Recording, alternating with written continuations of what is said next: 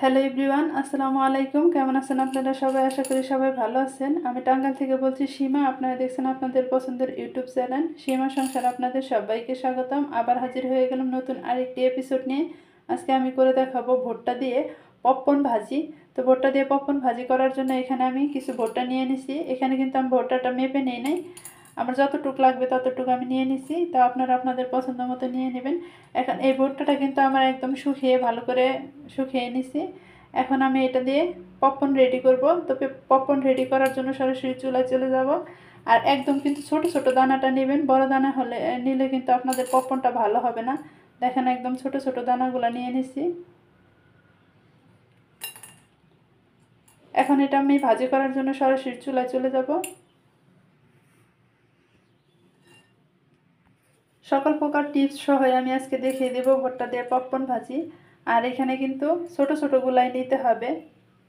আর অল্প কিছু কিন্তু নিয়ে নিছি ভুট্টা।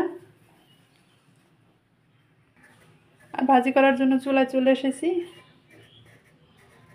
পাত্রটা গরম হয়ে গেলে এখানে আমি 2 টেবিল স্পুন তেল দিয়ে দিব।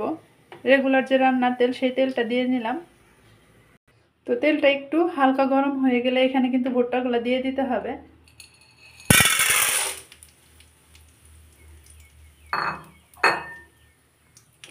আর এখন আমি সাথে দিয়ে দিব বিট লবণ। আপনারা চাইলে এমনি যে রেগুলার লবণটা খান সেই লবণটা দিয়ে নিতে পারেন। তো আমি এখানে বিট লবণ দিয়ে নিলাম। বিট লবণটা দিলে পপকর্নটা একটু বেশি ভালো লাগবে, সেজন্য আমি বিট লবণ দিয়ে নিচ্ছি। আর যদি আপনারা কোনো মিষ্টি জাতীয় কিছুতে এখানে অ্যাড করতে চান, যেমন গুড়, চিনি, এগুলো দিয়ে যদি বানাতে চান, তাহলে লবণটা না ব্যবহার করলেও চলবে।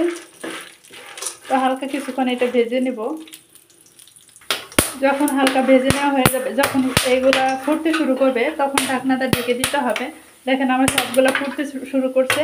এখন একটা ঢাকনাটা ঢেকে কিছুক্ষণ, চুলার জালটা কিন্তু চালুই থাকবে, অফ করা যাবে না। সবগুলো দেখেন এইভাবে ফুটে যাবে।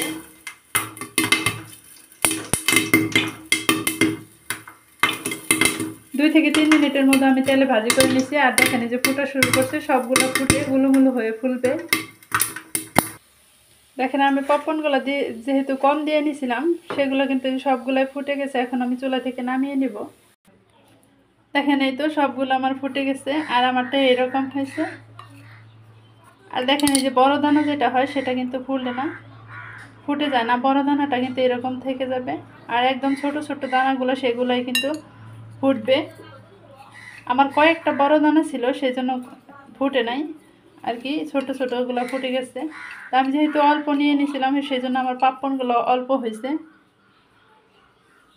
এই তো রেডি করে নিলাম আমার পপকর্নগুলো। আর ভিডিওটা ভালো লাগলে অবশ্যই কিন্তু সাবস্ক্রাইব করবেন, আমার চ্যানেলের সাথেই থাকবেন। সবাই ভালো থাকবেন, সুস্থ থাকবেন, আমার পরিবারের জন্য দোয়া করবেন। আর যেগুলো ফুলছে দেখেন এই যে কত বড় বড় হয়ে গেছে। একদম ছোট ছোট যেগুলো, সেগুলো কিন্তু এরকম বড় বড় হয়ে যাবে।